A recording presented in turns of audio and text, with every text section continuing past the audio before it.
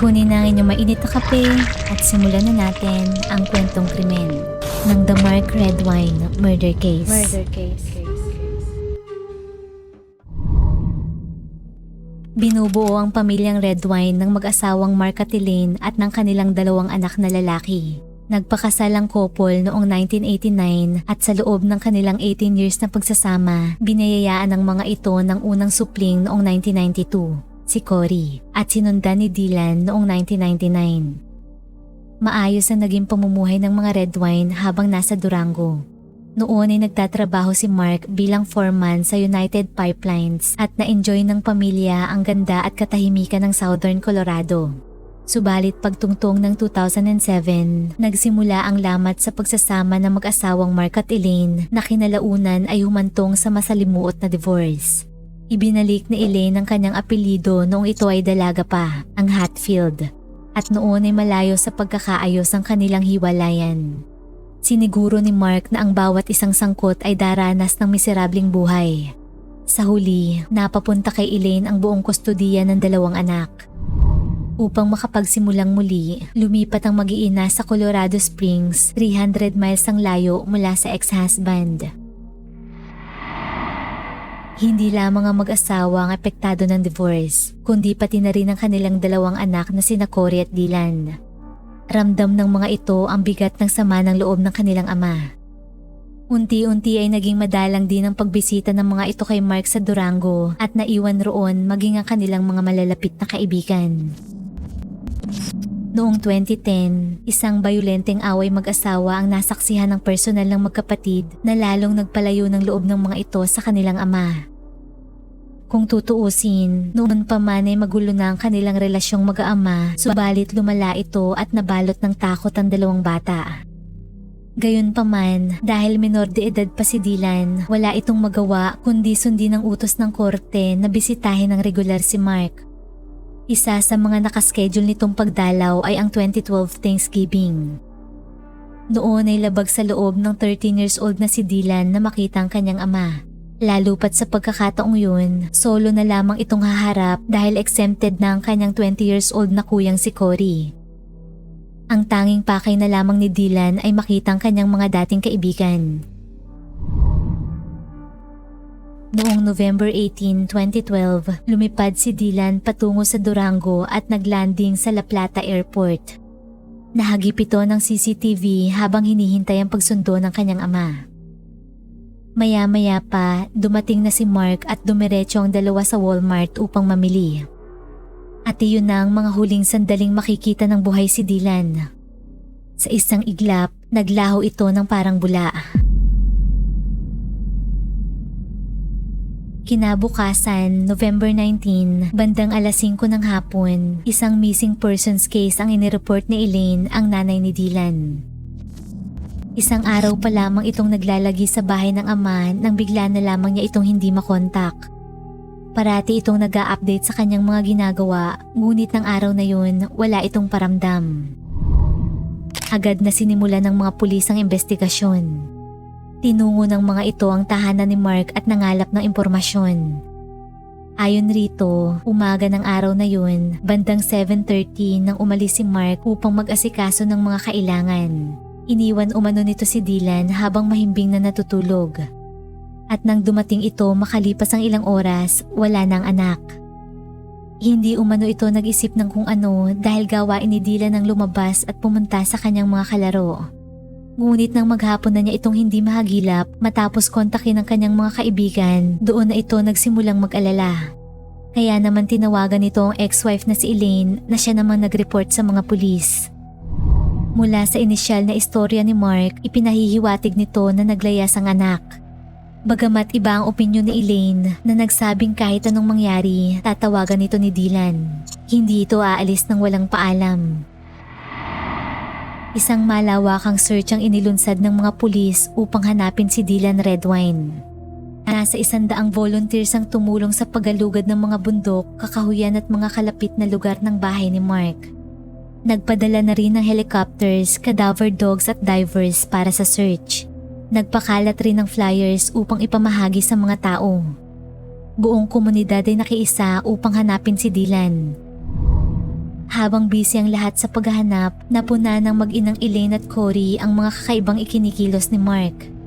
Sa halip na sumali sa search, mas madalas pa itong tumambay sa kanyang couch habang nagiinom at nanonood ng football. Para sa mag-ina, nakakaalarma ang kawalan nito ng pakialam at pagkataranta. At 2 linggo mula nang mawala si Dylan, itinuring na ng mga pulis ang kaso bilang criminal investigation.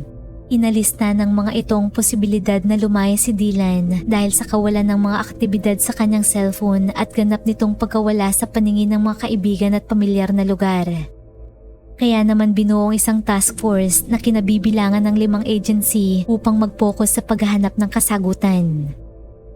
Nakikooperate ng maayos si Mark sa mga pulis at hinayaan ang mga ito na magkalkal sa kanyang bahay at truck. Pagkalipas ng mga araw, unti-unting nalilihis kay Mark ang suspisyon. Casual lamang ang kilos nito bagamat defensive. Nang diretsahang questionin kung may kinalaman sa pagkawala ng anak, sinabi nitong napagbubuntunan lamang ito ng frustrations ng mga tao. There's a lot of suspicion out there. Can you address that? Well, I can only imagine being a mother, the frustration of hearing about your son going missing. And, I can only think that has to do with lashing out and trying to find who's accountable for this in this situation. Dylan, my prayers are with you and I love you very much. He was the light of my life and he meant everything to me. And I just want him home just like everybody else does. Hanggang sa lumipas na ang mga linggo at buwan, wala pa ring bakas ni Dylan. Doon na nagpa siya si Elaine na isiwalat ang isang nakakabagabag na impormasyon na maaaring makatulong sa kaso. Ayon rito, 1 taon na ang nakakalipas, may nadiskubre ang magkapatid na Cory at Dylan tungkol sa kanilang ama. Bagay na hindi nararapat makita ng kahit sino man, lalo na ng mga anak nito. Sa bonding trip ng mag-aama noong 2011, habang natutulog si Mark sa hotel na kanilang tinutuluyan, nakita ni Dylan sa laptop nito ang mahahalay at nakakasukang larawan ng ama. Dahil sa gulat, dali-dali nitong ginising ang kuyang si Cory upang ipakita ang picture. Hindi makapaniwala ang dalawa sa larawan ni Mark habang naka-makeup, suot ang isang bra at diaper. Ngunit ang pinaka nakapagpabaliktad ng sikmura ng mga ito ay nang kainin ng ama ang laman ng diaper nito. Labis ang gulat at takot ng dalawa mula sa natuklasan. Noon ay napagtanto ni Cory na may sakit sa pag-iisip si Mark. Kapwa na apektuhan ng mga ito ng insidente lalo na si Dylan. Hindi mawala sa isip nito ang trauma ng araw na yon. Naniniwala sina Elaine at Cory na iyon ang eksaktong dahilan kung bakit ito misteryosong naglaho. Mula sa isang palitan ng mensahe ni Dylan at Cory, mababatid na mayroong kopya ng larawan si Mark sa kanyang cellphone. Minsan na itong ipinasa ni Dylan sa kanyang kuya upang ipamukha sa kanyang ama kung sino ito. Maaaring inungkat nito kay Mark ang tungkol sa pictures na siyang ikinagalit nito. Samantala, natapos na ang taon ngunit wala pa rin si Dylan. Sa desperasyong mahanap ang anak, lumabas sa popular na Dr. Phil show sina Elaine at Mark upang magsumamo sa publiko. Matapang na inakusahan ni Elaine ang ex-husband na siyang may kinalaman sa pagkawala. Bagay na sinang-ayunan ni Cory. I strongly think that he's involved. Why? He hasn't. Upang patunayan na siya ay inosente, sumang-ayon si Mark sa hamon ni Dr. Phil na sumailalim ito sa polygraph test. Bagamat ilang beses itong na-delay dahil sa mga excuse ni Mark. Sa huli, nang matuloy ito, hindi ito nakapasa.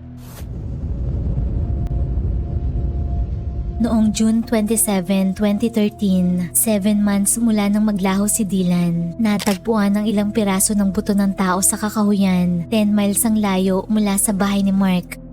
Kalaunan ay kinumpirmang kay Dylan nga ito. Nang ihatid kay Mark ang balita, kalmado lamang ang kanyang naging tugon. Nagpapahiwatig na tanggap na nito ang nangyari.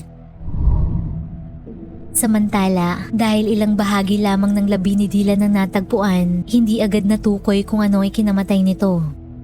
Iminungkahi ni Mark na inatake ang anak ng wild animals gaya ng bear o mountain lion o kaya naman ay biktima ito ng ligaw na bala ng hunters. Subalit agad na kinontra ang teoryang ito dahil ng mga panahong mawala si Dylan, sarado ang lugar na yon sa mga hunters. Kwinestyon naman ng ilan ang lokasyon kung saan nakita ang labi ni Dylan. Inilalarawan ito bilang typical dump site na madaling marating sa pamamagitan ng kalapit na kalye. Makalipas ang 2 taon nang makita ang mga buto, 5 miles ang layo mula roon, natagpuan naman ang bungo ni Dylan.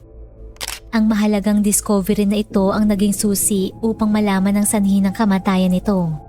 Lumalabas na dumana si Dylan ng bayolenteng pagkamatay mula sa kanyang attacker.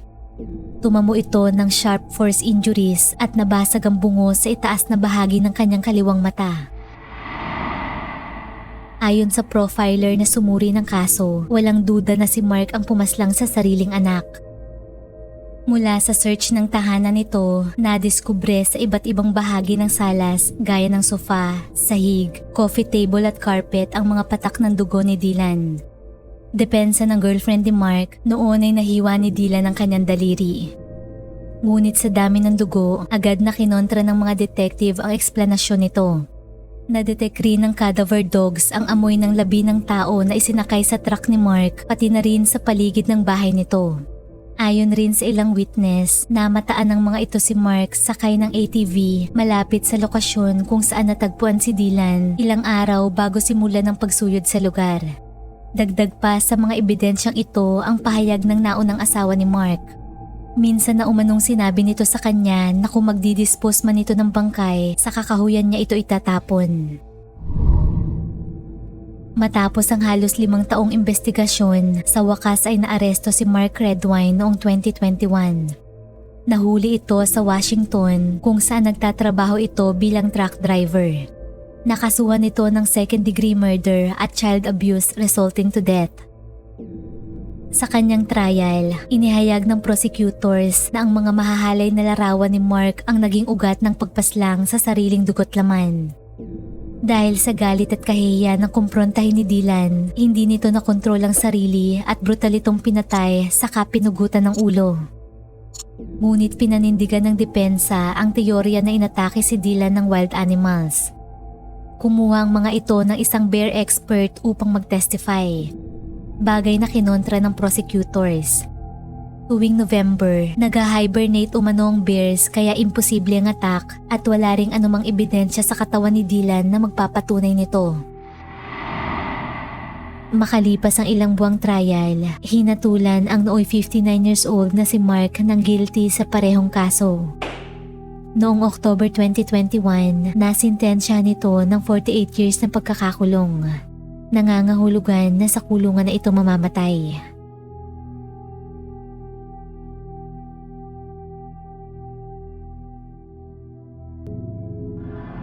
Kung nagustuhan mo ang ating kwentong krimen, huwag kalimutang mag-like, subscribe at comment sa kung ano ang iyong opinyon tungkol rito. At laging tatandaan, mahalaga ang buhay, huwag kang papatay. Maraming salamat po sa panonood at hanggang sa muli.